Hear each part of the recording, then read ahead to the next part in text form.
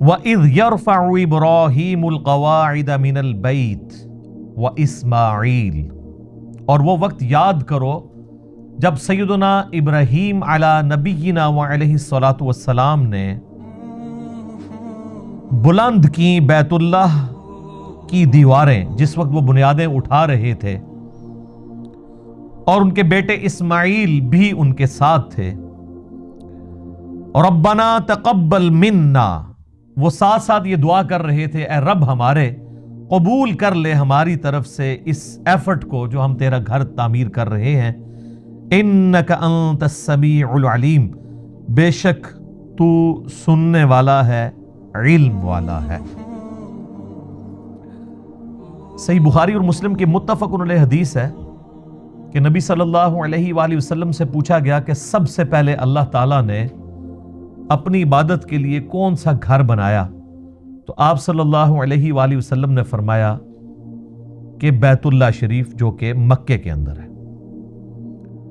اس کے بعد پوچھا گیا تو آپ نے فرمایا کہ پھر جو ایلیا کے اندر ہے، بیت المقدس یروشلم کے اندر، اس کو اللہ تعالیٰ نے مقرر کیا.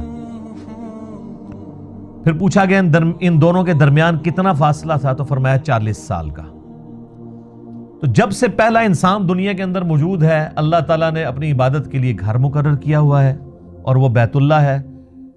اس میں امپلائیڈ ہے کہ سیدنا آدم علی نبینا و علیہ الصلاۃ والسلام کے مبارک زمانے میں بھی بیت اللہ ایگزسٹ کرتا تھا.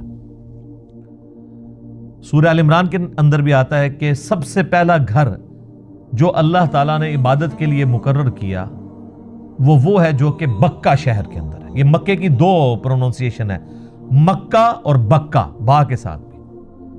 جیسے آپ کے انڈیا شہر میں ممبئی بھی ہے، اسی کو بامبے بھی کہتے ہیں اور ممبئی بھی، میم کے ساتھ بھی اور با کے ساتھ بھی. تو مکے کے بھی دو نام ہیں، ویسے تو کئی نام ہیں، لیکن اس پروننسیشن کے اوپر مکہ اور بکہ. تو یہاں پر اس کنسٹرکشن کی بات آ رہی ہے کہ جو وقت گزرنے کے ساتھ ساتھ بیت اللہ شریف کے آثار مٹ گئے تھے، پھر اللہ تعالیٰ نے وحی کے ذریعے حضرت ابراہیم علیہ السلام کو بتایا کہ ان جگہوں کے اوپر خانہ کعبہ شریف تھا، تو وہاں سے بنیادیں اٹھائیں. اور ان کا ذکر یہاں پر آیا ہے کہ وہ وقت یاد کرو جب ابراہیم اور ان کے بیٹے اسماعیل علیہ السلام بیت اللہ کی بنیادوں کو اٹھا رہے تھے، تو ساتھ ساتھ یہ دعا بھی کر رہے تھے، ربنا تقبل منا، اے اللہ ہماری طرف سے اسے قبول کر لے. یہ وہی دعا ہے نا جو سنن کبری البیہقی میں آتا ہے کہ صحابہ کرام علیہم رضوان عید والے دن جب ایک دوسرے کو ملتے تھے تو کیا دعا کرتے تھے؟ تقبل اللہ منا ومنکم، یا تقبل اللہ منی ومنکا، یعنی اللہ تعالیٰ ہماری طرف سے بھی قبول کر لے، یعنی جو ہم نے رمضان کے روزے رکھے، اور تمہاری طرف سے بھی. سنگولر کے سی کے ساتھ بھی اور پلورل کے سی کے ساتھ دونوں ثابت ہیں. تو یہ انبیاء کرام کا ایک طریقہ ہے، سنت ہے کہ جب بھی آپ نے کوئی بھی کام کرنا ہے تو اپنے رب کو بیچ میں شامل کرنا ہے، اس سے دعا کے ساتھ رجوع لے کے آنا ہے کہ اے اللہ ہماری اس کاوش کو اپنی بارگاہ میں قبول و منظور فرما، کیونکہ جب تک انسان اللہ تعالیٰ کے لیے مخلص نہیں ہوگا اس وقت تک اس کی عبادت قابل قبول نہیں ہوگی. بے شک تو سننے والا ہے، علم والا ہے. یعنی اللہ تعالیٰ ساری مخلوقات کو سنتا ہے، نہ صرف سنتا ہے بلکہ ہر چیز اس کے علم میں ہے کہ کون شخص اللہ تعالیٰ کے لیے اخلاص شو کر رہا ہے اور کون شخص جو ہے وہ دکھلاوے کے لیے سب کچھ کر رہا ہے. اب ساتھ دوسری دعا سنیں، ربنا وجعلنا مسلمین لک، اے اللہ، اے رب ہمارے، ہمیں بنا لے اپنا تابع فرمان. یہ ویسے اردو زبان کے اندر نا لفظ بولا جاتا ہے فرما بردار، یہ اردو لنگوسٹک کے اندر یہ لفظ غلط ہے. فرمان بردار کا مطلب ہوتا ہے فرمان اٹھا کر چلنے والا. ٹھیک ہے، جس طرح ریڑا بردار، جس نے ریڑی کا بوجھ اٹھایا ہوا ہے.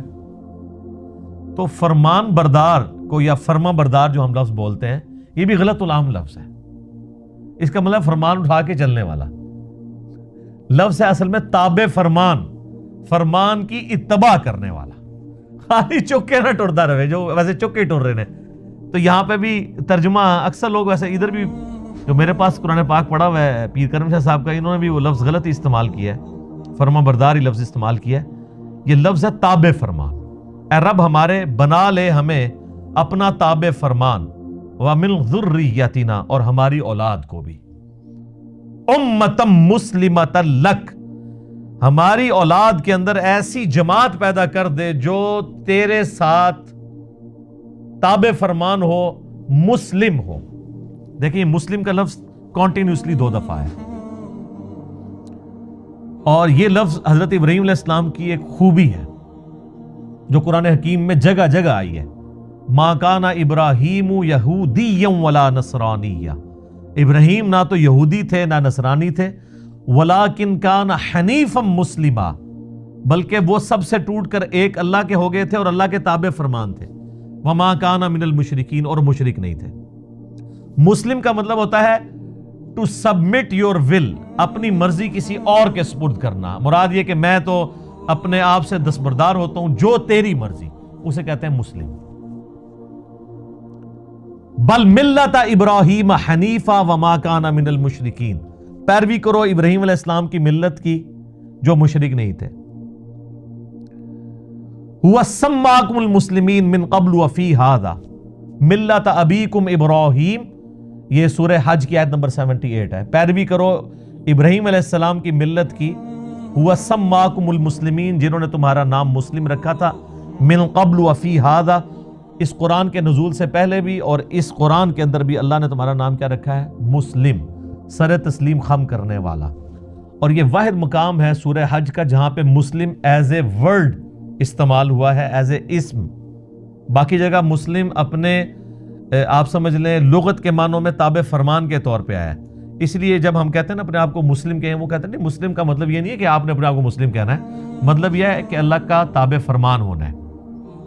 یا ایھا الذین آمنوا اتقوا اللہ حق تقاتہ ولا تموتن الا وانتم مسلمون، اے ایمان والو اللہ کا تقوی اختیار کرو جیسا کہ حق ہے، اور دیکھنا تمہیں موت نہ آئے مگر تم مسلم مرنا، یعنی اللہ کے تابع فرمان مرنا، اللہ تعالیٰ کی اطاعت میں تمہیں موت آئے.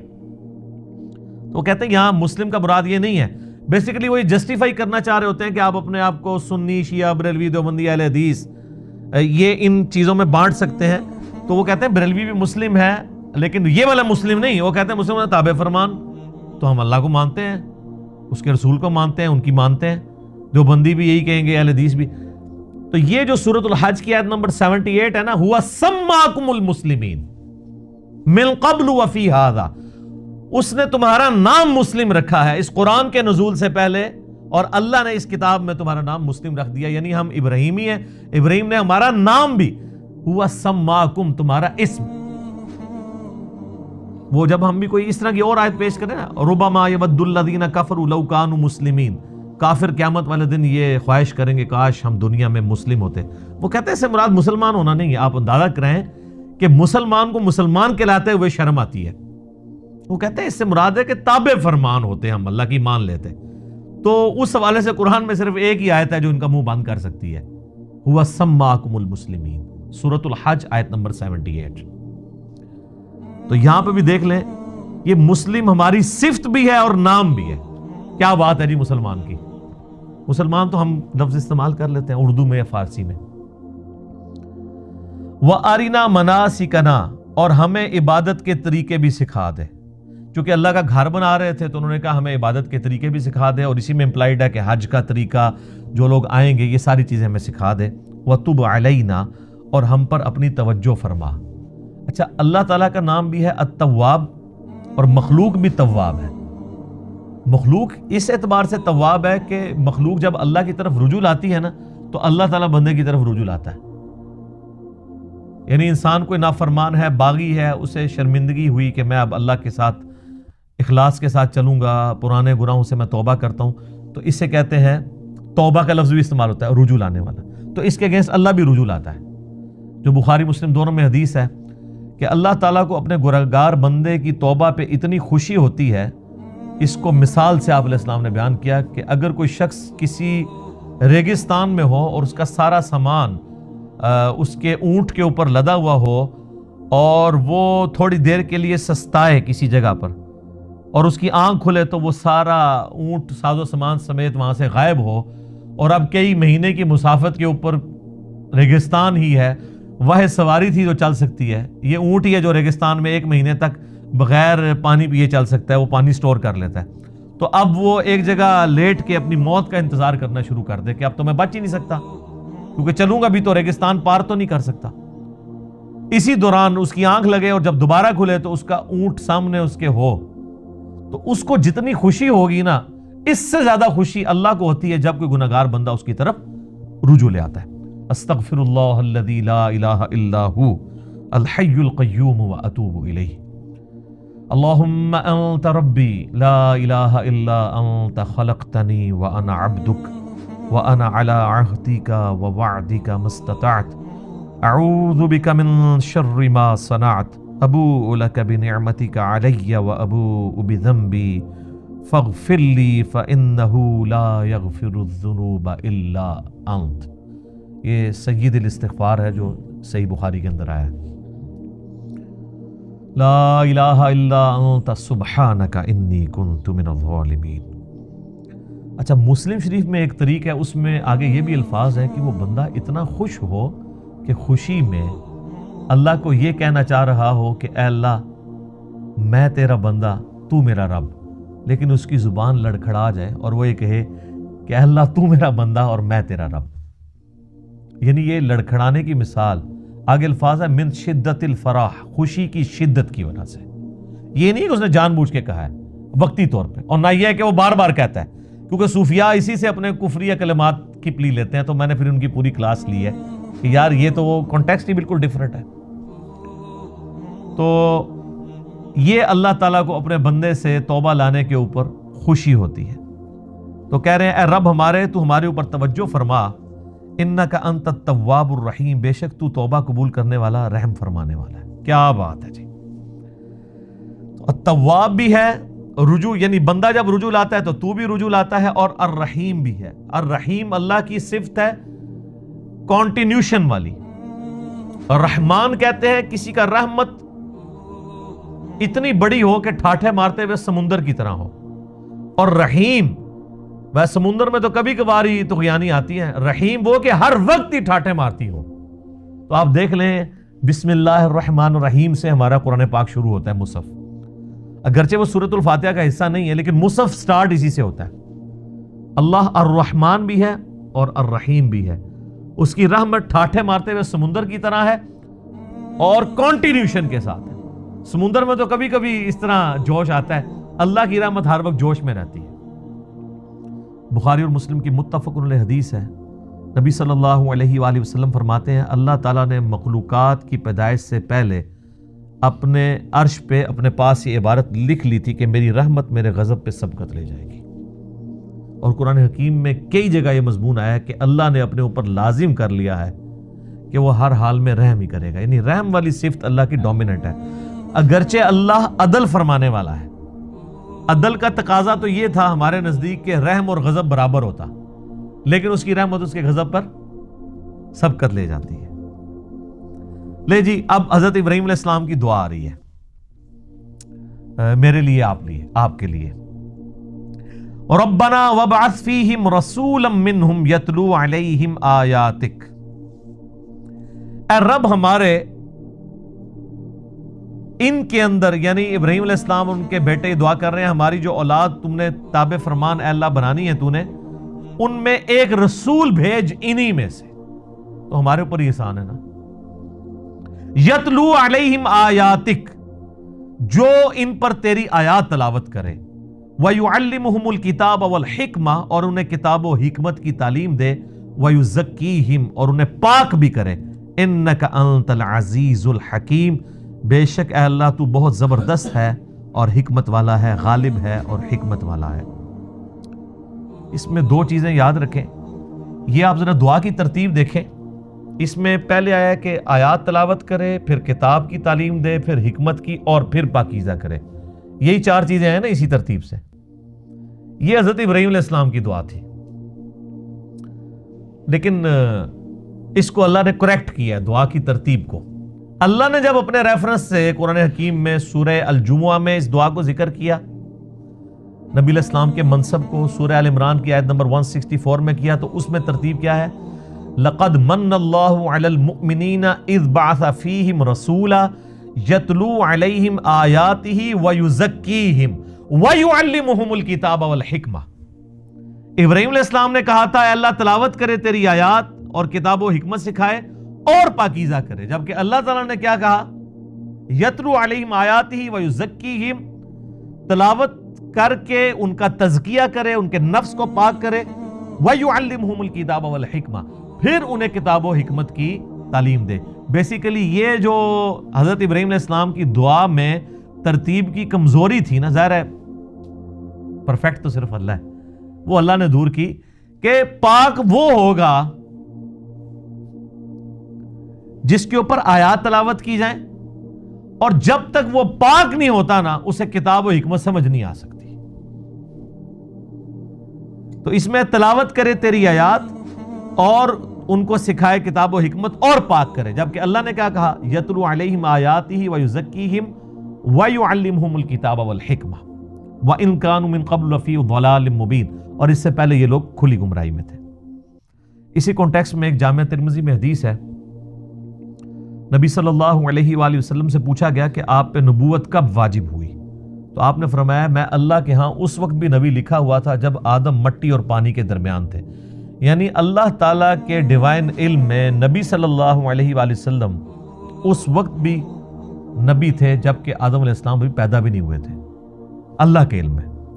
اس کو سپورٹیو ایک حدیث ہے جو مسند امام احمد میں صحیح سند کے ساتھ ہے، اور سنن کبریٰ البیہقی کے اندر موجود ہے، دلائل النبوہ امام بیہقی کی کتاب کے اندر، المستدرک للحاکم کے اندر، صحیح ابن حبان کے اندر، کہ نبی علیہ السلام نے فرمایا میں اللہ کے ہاں اس وقت بھی خاتم النبیین لکھا ہوا تھا۔ اور یہ دونوں حدیثیں کنزیکٹیو مشکات میں نبی علیہ السلام کے فضائل کے چیپٹر میں بھی آپ کو مل جائے گی۔ میں اللہ کے ہاں اس وقت بھی خاتم النبیین لکھا ہوا تھا جب آدم علیہ السلام مٹی اور پانی کے درمیان تھے، میں دعائے ابراہیم ہوں۔ یہ دعائے ابراہیم آ گئی۔ دعائے ابراہیم کیا ہے؟ سورۃ البقرہ آیت نمبر 129، ربنا وابعث فیہم رسولا، اے اللہ رسول بھیج دے۔ نبی علیہ السلام کی پیدائش کی، دنیا میں آنے کی دعا ابراہیم علیہ السلام نے کی ہے اور ان کے بیٹے اسماعیل نے۔ تو حضور نے کہا میں دعائے ابراہیم ہوں، اس کے آگے الفاظ ہیں میں دعائے ابراہیم ہوں، میں عیسیٰ کی بشارت ہوں، میں اپنی ماں کا وہ خواب ہوں جو انہوں نے پیدائش کے وقت دیکھا کہ ان کے لیے ایسا نور ظاہر ہوا جس سے شام کے محلات بھی روشن ہو گئے۔ نبی علیہ السلام کی والدہ نے حضور کی پیدائش کے وقت ایک نور دیکھا تھا، اور ان کو اللہ نے وہاں مکے میں بیٹھے ہوئے شام کے محلات، جو رومن امپائر سب سے بڑی اس وقت کی سپر پاور تھی، اس کا جو گڑھ آپ سمجھ لیں آج کے اعتبار سے وائٹ ہاؤس دکھا دیا، امریکہ ہے نا۔ تو آپ علیہ السلام کی والدہ کو بتا دیا گیا تھا کہ آپ کا جو آپ سے بیٹا پیدا ہو رہا ہے نا، یہ کوئی عام انسان نہیں ہوگا، شام کے محلات بھی جو ہے وہ مغلوب ہو جائیں گے، وہاں پہ بھی اللہ کا پیغام پہنچے گا۔ پھر لوگوں نے دیکھا ہے شام مسلمانوں کے پاس آیا ہے، حضرت عمر کے دور میں فتح ہوا ہے ٹل 1917 تک۔ یہ تو اب 100 سال گزرے ہیں نا، ہم سے چھن گیا، ورنہ مسلسل 1300 سال تک۔ بیچ میں ایک دو دفعہ رومنز آئے ہیں، وہ صلاح الدین ایوبی نے فتح کر لیا تھا دوبارہ، وہ شام مسلمانوں کے پاس ہی رہے۔ ابھی بھی یہودی زبردستی یہ بات ہے، لیکن ان کا سٹیٹس بھی ہے کہ وہ بھی ڈر ڈر کے وہاں زندگی گزار رہے ہیں، فی الوقت نام کا ہی قبضہ ہے ان کا۔ یہ بھی انشاءاللہ آپ کو پتہ ہے 2023 کے اندر، یہ 2020 چل رہا ہے نا، 3 سال کے بعد ٹرکی سے پابندیاں اٹھنے والی ہیں۔ جو آپ کو پتہ ہے سلطنت عثمانیہ ٹوٹی تھی نا، پہلی جنگ عظیم میں جرمنی کا ساتھ دے دیا تھا ٹرکش نے، باقی سارے دوسری طرف تھے، چاہے وہ امریکہ ہو، برٹن ہو، فرانس ہو۔ تو پہلی جنگ عظیم میں جرمنی کو شکست ہوئی، اس کی وجہ سے ٹرکی بھی ٹکڑے ٹکڑے ہو گیا، ورنہ تو سب سے بڑی ریاست دنیا کی یہی تھی۔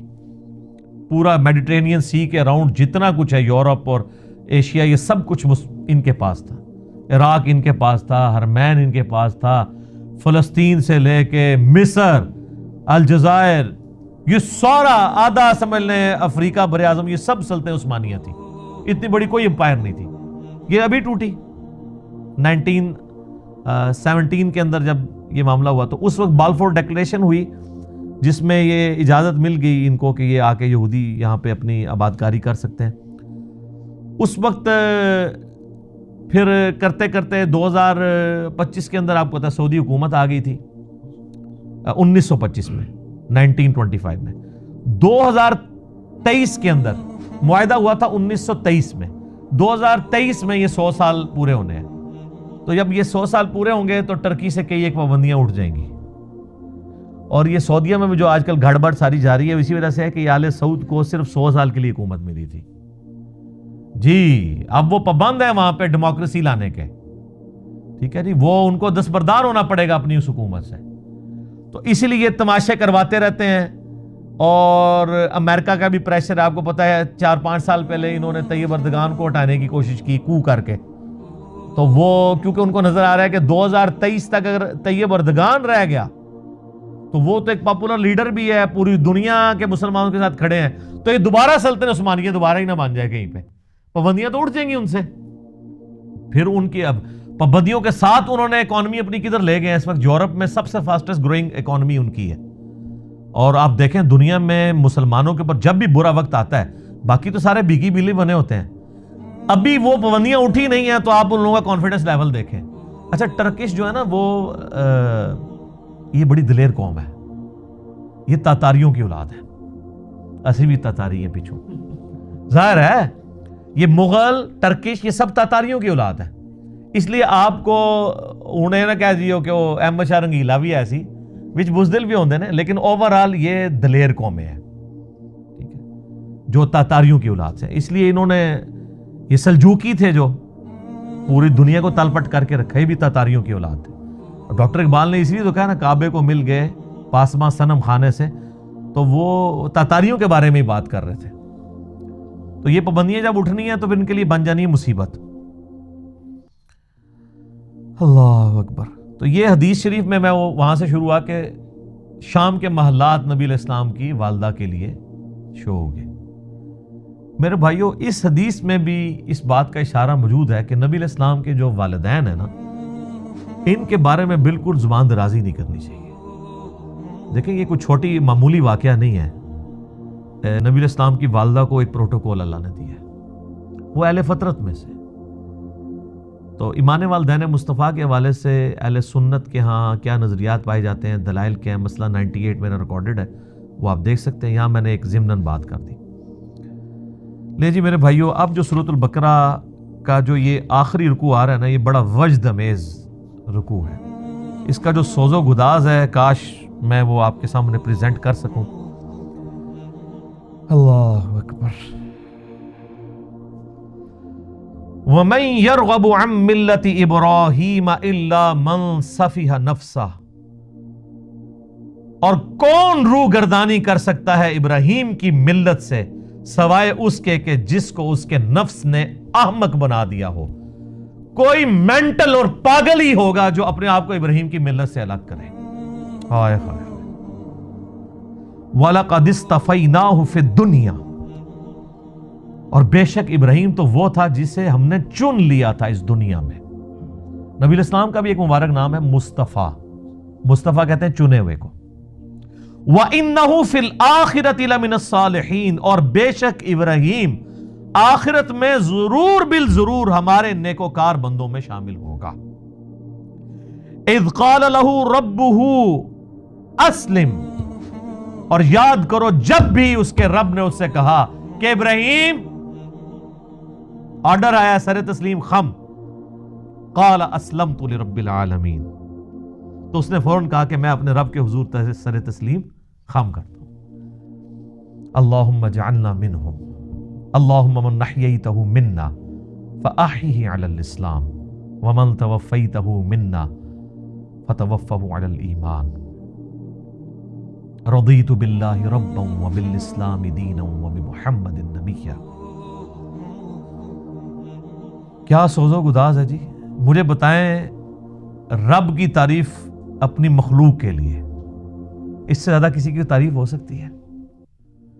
کہ اللہ کہہ رہا ہے کہ پاگل ہوگا جو ابراہیم سے روح گردانی کرے. وہ تو وہ تھا جسے ہم نے چن لیا تھا دنیا میں بھی اور آخرت میں بھی ہمارے مقرب بندوں میں سے ہوگا. اور وہ ایسا تھا کہ جب بھی اس کے رب نے اسے کہا نا کہ ابراہیم تیار ہو جا، اس نے یہ نہیں کہا کہ یا اللہ سوچ لواں یا کچھ تھوڑا ٹائم مل جائے یا کوئی تعویل کر لے. حتیٰ کہ سورہ الصافات کی آیت نمبر 100، 101، 2 اور 3 میں آتا ہے کہ خواب اللہ نے دکھایا حضرت ابراہیم کو کہ جی وہ اپنے بیٹے کو قربان کر رہے ہیں. انہوں نے اٹھ کے کوئی اللہ سے نہیں کہا کہ یا اللہ خواب بھی ہے، کوئی تعبیر، کوئی دسنی، یہ وہ کہ ارادہ ہے، کوئی آئیں بائیں شائیں، سیدھا بیٹے کو بلایا ہے جناب. اور بیٹے کی عمر کیا ہے اس وقت؟ ہارڈلی 12 سال عمر ہے. اور بیٹا کون سا؟ 87 سال کی عمر میں وہ بچہ ملا ہے، 87 سال تک بے اولاد رہے ہیں. اور جب حضرت ابراہیم کی عمر 99 ایئرز ہوئی ہے، 99 ایئر کا بندہ تو اپنی لائف کنکلوڈ کر بیٹھا ہوتا ہے. اس کے بڑھاپے کا، اور قرآن میں الفاظ ہی بڑے سوزناک ہیں، اللہ تعالیٰ فرماتا ہے دردناک الفاظ ہیں. اللہ کہتا ہے جب وہ چلنے پھرنے کے قابل ہوا نا اس کے ساتھ، تو ہم نے ساتھ ہی اس کو خواب دکھا دیا. ہوئے ہوئے، اس سے تو بہتر تھا بچہ وہی نہ ہوتا، وہ کم آزمائش تھی. تو قربانی کا کہا تو پہنچ کے جناب پہلے بیٹے کو بلا کے کہا کہ میں یہ دیکھ رہا ہوں. اگر بیٹا بھی ایسا سی، انہوں نے کہا جی کر گزرے.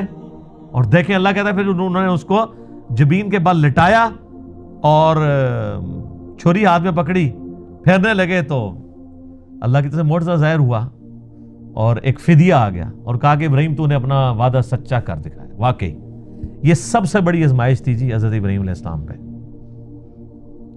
یہ ایک باپ سمجھ سکتا ہے جس کی اولاد ہوگی کتنی بڑی آزمائش.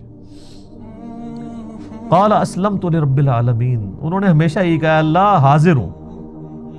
اب اللہ تعالیٰ اس پیغمبر جس کے ایمان کا یہ لیول تھا نا، اس کی کوالٹیز بتا رہا ہے کہ وہ کیسا پیغمبر تھا، اس نے کس کمٹمنٹ کے ساتھ لائف گزاری ہے. اور اس کے بعد وہ جب موت کی طرف جانے لگا ہے تو اس نے اپنی اولاد کو کیا نصیحت کی ہے. کوئی پراپرٹی تقسیم کرنے کی، کوئی بینک بیلنس کی، کوئی یہ نصیحتیں نہیں ہے. نصیحت کیا ہے؟ وَوَصَّى بِهَا إِبْرَاهِيمُ بَنِيهِ وَيَعْقُوبُ، اور وصیت کی ابراہیم نے اپنے بیٹوں کو اور یعقوب نے بھی اپنے بیٹوں کو. ابراہیم علیہ السلام کے 2 بیٹے تھے، اسماعیل اور اسحاق. اسحاق علیہ السلام کے آگے سے بیٹے تھے یعقوب، اور ان کے آگے 12 بیٹے تھے جن میں حضرت یوسف علیہ السلام بھی شامل ہیں. تو اللہ تعالیٰ ہمارا یہ دونوں پیغمبروں نے اپنے بچوں کو نصیحت کی. اور کیا کہا؟ یہ موت کے وقت نصیحت ہو رہی ہے، وہ آگے ذکر بھی آ جائے گا کہ یہ نزع کے عالم میں وہ کہہ رہے ہیں یا بنیہ، اے میرے بچوں، ان اللہ اصطفیٰ لکم الدین، بے شک اللہ تعالیٰ نے چن لیا ہے تمہیں دین کے لیے. فلا تموتن الا وانتم مسلمون، دیکھنا تمہیں موت نہ آئے مگر اس حال میں کہ تم مسلم مرنا. اب آپ لاکھ کہتے رہے کہ یا اللہ میں تو بریلوی مرنا ہے. میں بھی خیر 2002 میں جب عمرے پہ گیا تو میں نے غلاف کعبہ پکڑ کے دعا کی تھی یا اللہ مجھے بریلوی ماری. حالانکہ یہ دعا کرنی چاہیے تھی. تو دعائیں قبول نہ ہو تو پریشان نہ ہوا کریں، اس میں خیر ہی ہوتی ہے. حالانکہ ایک بریلوی ہے، دیوبندی ہے، اہل حدیث ہے، شیعہ، سب کو یہ دعا کرنی چاہیے کہ اللہ مجھے موت نہ دینا مگر اس حال کے اندر کہ میں مسلم مروں. ہائے ہائے ہائے ہائے. میرے بھائیو یہ مسلم جو لفظ ہے نا جی، یہ اللہ کو بڑا پسند ہے.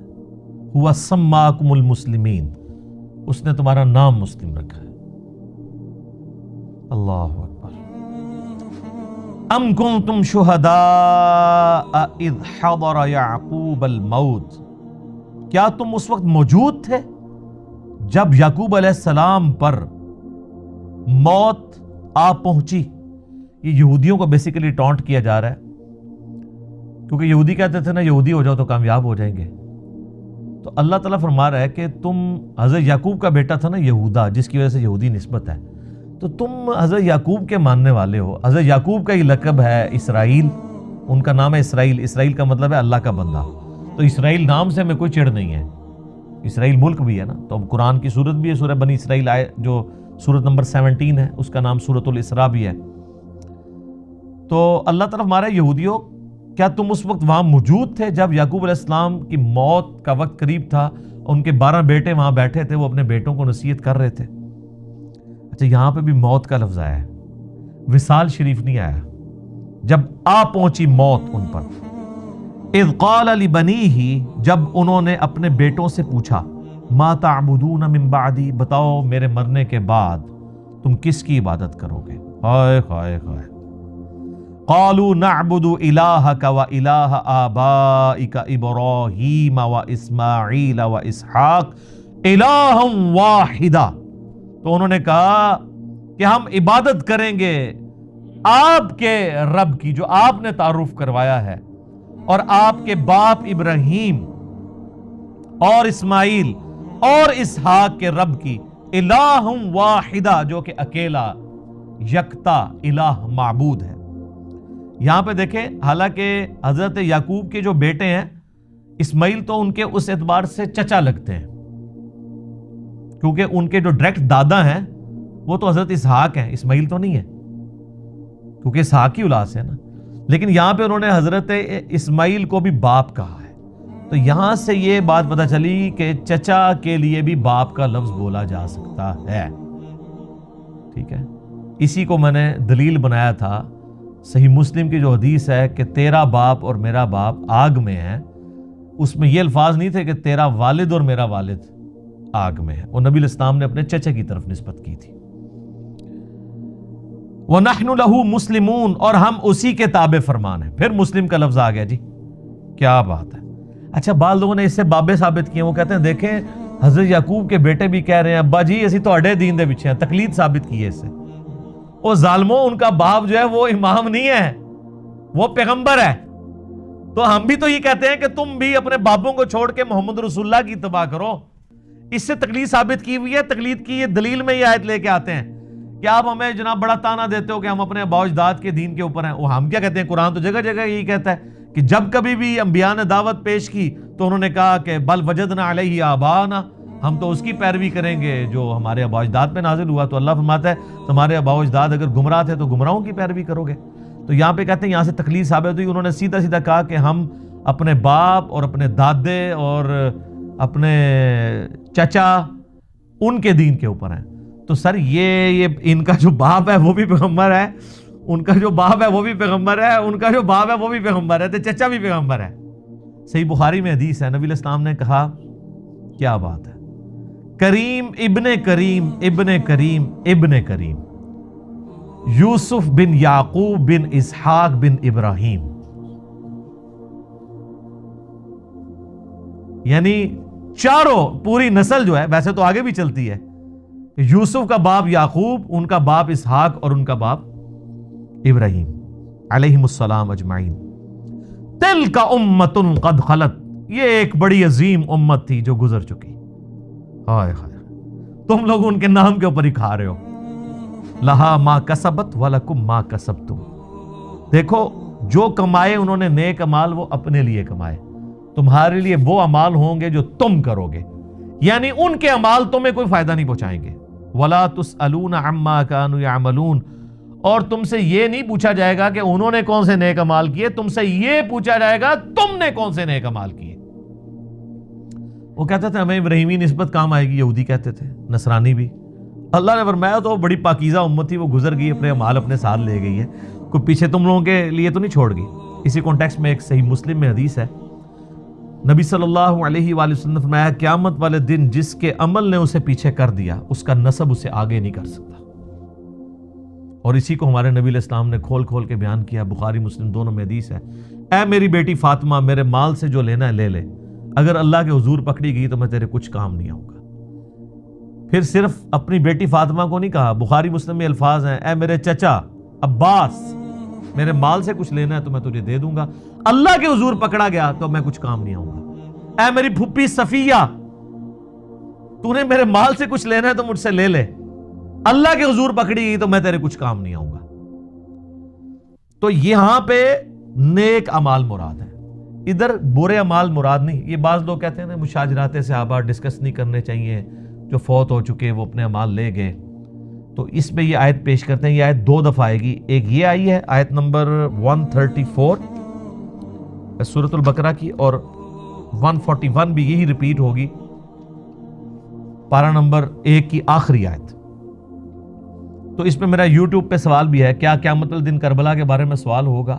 تو میں نے اس میں بھی بتایا تھا کہ یہاں پہ نیک اعمال کا ذکر ہے، اگر یہاں پہ برے اعمال کا ذکر ہوتا نا تو وہ لاجیکلی ہو نہیں سکتا تھا، اس لیے کہ پورا قرآن بھرا ہوا ہے اس چیز سے کہ جو لوگ پہلے گزر چکے ہیں، جو آگے گزر چکے، انہوں نے جو برے اعمال کیے اللہ نے ان کو کرٹیسائز کیا۔ خود جو برادران یوسف ہیں وہ کیا مر نہیں چکے تھے؟ برادران یوسف تو وہ صحابی ہیں کہ اس طرح کے تو ہمارے نبی علیہ السلام کے صحابہ بھی نہیں ہیں، کیونکہ برادران یوسف جو ہیں وہ دو طرف سے صحابی ہیں، ان کے بھائی بھی پیغمبر ہیں اور باپ بھی پیغمبر ہیں، اور تیسری نسبت دادا بھی پیغمبر، اور چوتھی نسبت پردادا بھی پیغمبر، ایڈے تگڑے صحابہ ہیں، اور مسلمان بھی ہیں، کافر نہیں ہیں۔ اللہ نے ان کی غلطیاں بیان کی ہیں۔ تو قرآن مرے ہوئوں کی غلطیاں بیان کرتا ہے، غلطی بیان کرنا اور چیز ہے۔ یہاں پہ بیان ہو رہا ہے کہ ان کے اچھے اعمال وہ ان کے ساتھ ہیں، تمہیں ان کے اچھے اعمال کا فائدہ نہیں ہونا، ان کے اچھے اعمال کا فائدہ انہیں۔ اگر یہاں برے اعمال کا ذکر ہوتا تو عربی کا قاعدہ یہ ہے کہ یہاں پہ آتا تلک امۃ قد خلت علیہا ما کسبت، انہی پر وبال ہوگا ان کے برے اعمال کا۔ یہاں پہ الفاظ ہے لہا ما کسبت وَلَكُمْ مَا كَسَبْتُمْ، یہاں پہ لفظ ہوتا ہے وَعَلَيْكُمْ مَا كَسَبْتُمْ، اور تمہارے کا وبال تم پر ہوگا۔ تو یہ عربی لنگوسٹک کے اعتبار سے بھی سپورٹیو نہیں ہے چیز۔ یہ میں نے ایک وسوسہ جو ہے وہ ٹیکل کر دی ہے۔ وَقَالُوا كُونُوا هُودًا أَوْ نَصَارَىٰ تَهْتَدُوا، اور یہ کہتے ہیں کہ بن جاؤ یہودی یا نصرانی تو کامیاب ہو جاؤ گے۔ تو ہمیں بھی یہی کہتے ہیں، ہمیں بھی تو یہی کہتے ہیں نا۔ وہ کہتے ہیں دیکھیں جی آپ حنفی بھی ہو سکتے ہیں، شافی بھی ہو سکتے ہیں، مالکی بھی ہو سکتے ہیں، حنبلی بھی ہو سکتے ہیں، آپ بے شک رفع الذہن کریں، لیکن آپ جو ہے محمدی ہو کے نہ کریں۔ تو اللہ تعالیٰ یہاں پہ کیا کہہ رہا ہے کہ تمہیں محمدی ہونا ہے۔ یہ کہتے ہیں سنی ہو جاؤ، شیعہ، کوئی ایک فرقہ بنا لو۔ اللہ کہہ رہا ہے کہ یہ بھی، یہ پرانے بھی یہ کہتے تھے قل بل ملت ابراہیم حنیفا وما کان من المشرکین، اے نبی تم فرماؤ نہیں، ہم تو بلکہ ملت پہ ابراہیم کے جو مشرک نہیں تھے۔ ملت ابیکم ابراہیم، پیروی کرو اپنے باپ ابراہیم کی ملت کی، ہوا سماکم المسلمین، جس نے تمہارا اسم مسلم رکھ دیا ہے، من قبل وفی ھذا، اس قرآن کے نزول سے پہلے ابراہیم نے رکھا اور اس کتاب میں اللہ نے بھی رکھ دیا۔ تو یہ اللہ کا بھی حکم ہے، ابراہیم کا بھی حکم ہے۔ اور یہاں پہ نبی الاسلام کو اللہ نے حکم دے دیا کہ آپ نے بھی یہی کہنا ہے ان کو، یہودیوں کو، کہ بھئی ہم تو ابراہیم کے دین پہ۔ قولوا، اے مسلمانوں کہو ڈنکے کی چوٹ پہ، یہ اب ہمارے ایمانیات آ رہے ہیں کہ کون کون سے ایمان ہمارے ہونے چاہیے۔ آمنا، ہم ایمان لاتے ہیں، باللہ، اللہ پر، نمبر 1، وما انزل الینا، اور ایمان لاتے ہیں جو ہماری طرف نازل ہوا، یعنی قرآن، وما انزل الی ابراہیم، اور جو نازل ہوا اس قرآن کے نزول سے پہلے ابراہیم پہ، صحف ابراہیم و موسیٰ، و اسماعیل، اور جو اسماعیل پر، و اسحاق، اور اسحاق پر، و یعقوب والاسباط، اور یعقوب اور ان کی اولاد کے اوپر، یعنی حضرت یوسف علیہ السلام۔ اور آگے آپ کو میں نے بتایا نا کئی دفعہ کہ بخاری مسلم میں حدیث ہے کہ مسلسل 1400 سال تک حضرت موسیٰ علیہ السلام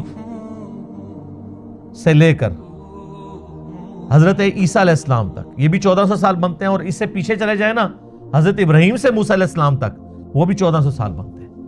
جب بھی کوئی نبی فوت ہونے لگتا تھا نا تو اپنی جگہ ایک نبی کو خلیفہ بنا کے جاتا تھا۔ بنی اسرائیل میں انتظام حکومت ہمیشہ نبیوں کے ہاتھ میں رہا ہے۔ تو ہم ایمان لاتے ہیں۔ اچھا، اب ہم اگرچہ یہودیوں کے عقیدوں سے اگری نہیں کرتے، لیکن یہودی جن پیغمبروں کو مان رہے ہیں ان پہ ہم ایمان رکھتے ہیں۔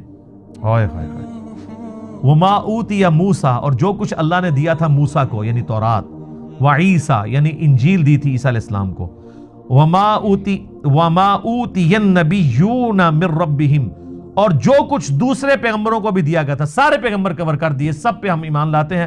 لا نفرق بین احد منہم، ہم ایمان لانے میں کسی پیغمبر میں کوئی فرق نہیں کرتے۔ وَنَحْنُ لَهُ مُسْلِمُونَ، اور ہم اسی کے تابع فرمانے۔ لے جی مسلم لفظ پھر آ گیا، جنہ چڑ او پہلے سپارے جی کتنی دفعہ مسلم لفظ آ چکا ہے، پورے سپارے چ بریلوی تو بندی والے حدیث نہیں آئے گا، شیعہ آ جائے گا لیکن وہ اور معنوں میں آتا ہے، لیکن مسلم ہی مسلم ہے جی، ہم سر تسلیم خم کرتے ہیں اسی کے لیے۔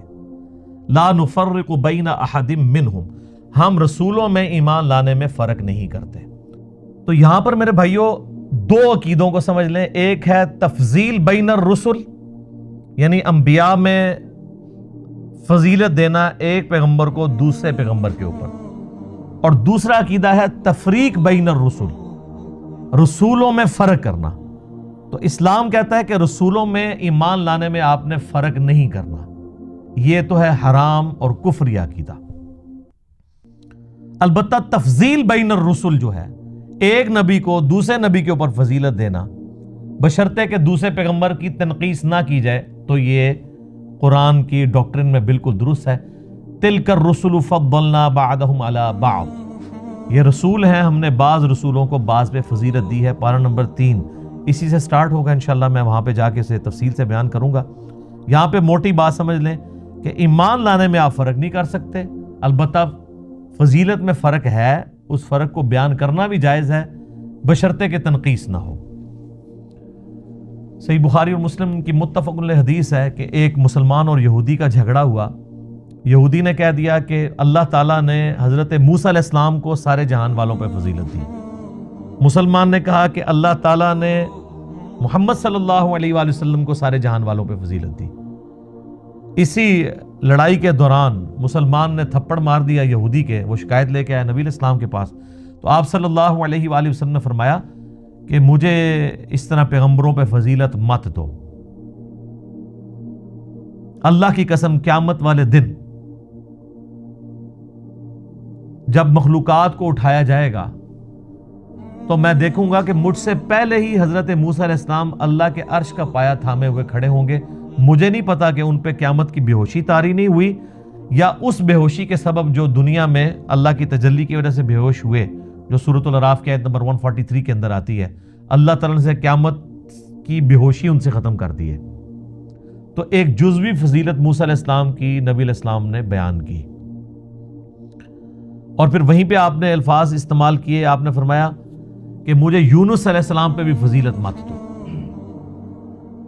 حالانکہ یونس علیہ السلام وہ واحد پیغمبر ہیں جن پہ اللہ تعالیٰ نے ان کی لغزش کے سبب عطاب کیا، یہاں تک کہ سورہ الصافات میں آیا کہ اگر یونس علیہ السلام ہم سے دعا نہ کرتے تو وہ پھر اسی دن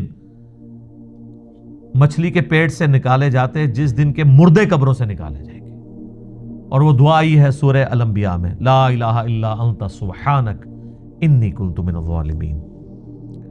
تو اس سے یہ بات پتہ چلی کہ جزوی فضیلت تو ایک پیغمبر کی دوسرے پہ ہو سکتی ہے، البتہ یہ ٹھیک ہے کہ کلی فضیلت ہمارے محبوب صلی اللہ علیہ وآلہ وسلم کی ہے، اور اس کے بعد حضرت ابراہیم علیہ السلام، پھر نوح علیہ السلام، پھر موسیٰ علیہ السلام اور عیسیٰ علیہ السلام، یہ 5 اولو العزم پیغمبر ہیں جن کو اللہ تبارک و تعالیٰ نے باقی انبیاء سے بڑھ کر فضیلت دی ہے۔ تفریق بہرحال نہیں ہے، اور پچھلے دنوں میرا ایک کلپ بھی اپلوڈ ہوا ہے یوٹیوب پہ قرآن کلاس سے ہی، سورۃ البقرہ کی آیت نمبر 62 کے کانٹیکسٹ میں، کیا یہودی اور عیسائی بھی جنت میں جائیں گے؟ تو اس میں نے کئی اور چیزیں بھی بیان کی ہیں، سورہ نساء کے حوالے سے بھی، آیت نمبر 148، 149 اور 50 کے کانٹیکسٹ میں، کہ جو لوگ اللہ رسولوں میں فرق کر دیں یا رسولوں میں آپس میں فرق کر دیں کہ ایک پہ ایمان لے کے آئیں دوسرے پہ نہ لائیں، تو اللہ تعالیٰ نے فرمایا وہ پکے کافر ہیں۔ پار نمبر 6 کے سٹارٹ ہی میں سورہ نساء کی آیت نمبر 150، 151، 152 تک یہ پوری کانٹیکسٹ چلتا ہے، تو آج میں اس کو سکپ کرتا ہوں ٹائم بچانے کے لیے۔ فَإِنْ آمَنُوا، پس اگر وہ بھی ایمان لے آئیں، یعنی یہود و نصارہ بھی ایمان لے آئیں، بِمِثْلِ مَا آمَنْتُمْ بِهِ، اس طریقے پر جس طریقے پہ اے مسلمانوں تم اور تمہارے پیغمبر لے کر آئے ہوئے ہیں ایمان، فَقَدْ اهْتَدَوْا، تو وہ پھر ہدایت پا جائیں گے۔ لیکن ظاہر ہے وہ کہاں سے لائیں؟ کرسچنز جو ہیں وہ حضرت عیسیٰ علیہ السلام کو مانتے تھے، نبی علیہ السلام کا انکار کرتے تھے۔ جیوز جو ہیں وہ حضرت موسیٰ علیہ السلام کو مانتے تھے، عیسیٰ علیہ السلام کا اور ہمارے محبوب صلی اللہ علیہ وآلہ وسلم کا انکار کرتے تھے۔ تو اللہ تعالیٰ پھر ان کو ساتھ ہی فرما رہا ہے وَإِن تَوَلَّوْا، اگر یہ منہ پھیر لیں، فَإِنَّمَا هُمْ فِي شِقَاقٍ، تو یہ خوب جان لو کہ وہ شکی ہو چکے ہیں، مخالفت پہ تلے ہوئے ہیں۔ فَسَيَكْفِيكَهُمُ اللَّهُ، تو پھر ایسوں کے مقابلے پر اللہ تمہارے لیے کافی ہے۔ وَهُوَ السَّمِيعُ الْعَلِيمُ، اور وہ سننے والا ہے، علم والا ہے۔ تو جو ڈھیٹ لوگ ہیں ان کو ان کے حال پہ چھوڑ دینا ہے، اللہ پر توکل کرنا ہے۔ یہ جو آیت ہے فَسَيَكْفِيكَهُمُ اللَّهُ، یہ آیت اس اعتبار سے بھی بڑی اہم ہے کہ جو توپ کاپی میوزیم ہے ٹرکی کے اندر، جہاں پہ مصحف عثمانی رکھا ہوا ہے میوزیم کے اندر، وہ مصحف کا وہ پورشن اس میں آج بھی کھلا ہوا ہے کہ حضرت عثمان غنی رضی اللہ تعالیٰ عنہ جب تلاوت کر رہے تھے اور ان پہ قاتلانہ حملہ ہوا تو ان کے خون کا جو دھبا ہے وہ جس حصے کے اوپر پڑا وہ یہی آیت کا یہ والا حصہ تھا، فَسَيَكْفِيكَهُمُ اللَّهُ، تیرے لیے اللہ ہی کافی ہے۔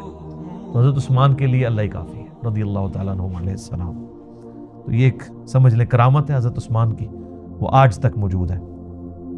صبغۃ اللہ، اللہ کا رنگ، ومن احسن من اللہ صبغہ، اللہ سے بہتر کس کا رنگ ہو سکتا ہے، وَنَحْنُ لَهُ عَابِدُونَ، اور ہم اسی کی عبادت کرتے ہیں۔ قُلْ أَتُحَاجُّونَنَا فِي اللَّهِ، اے نبی ان سے فرماؤ اے یہود و نصارہ، کیا تم اللہ کے بارے میں ہم سے جھگڑا کرتے ہو حالانکہ اللہ کو تم بھی مانتے ہو، یہودی بھی اور نصرانی بھی۔ وَهُوَ رَبُّنَا وَرَبُّكُمْ، جبکہ وہ ہمارا بھی رب ہے اور تمہارا بھی رب ہے، اللہ تو سانجھا ہے نا۔